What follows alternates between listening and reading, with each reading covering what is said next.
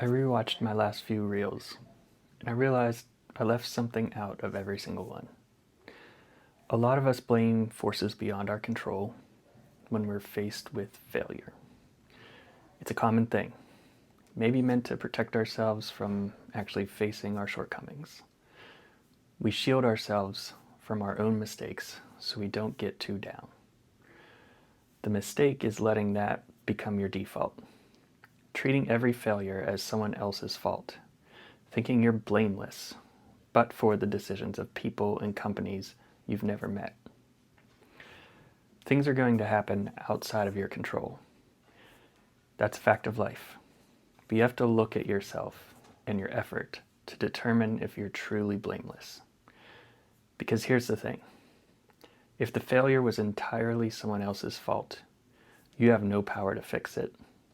But if some of it was yours, that means you can actually do something different next time. Accountability isn't punishment, it's leverage.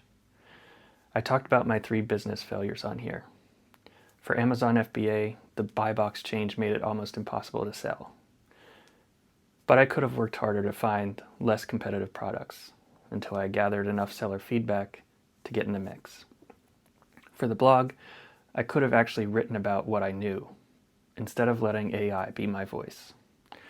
On Facebook ads, I didn't do enough testing before scaling my spending. At the end of the day, I contributed as much to those failures as the platforms did.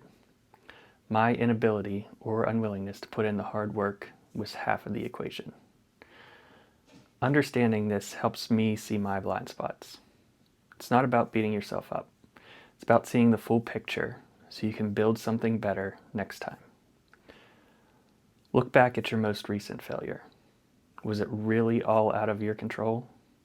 What's the one thing you could have done differently to alter the outcome?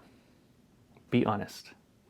If you're willing to do some self-reflection, follow me on this journey.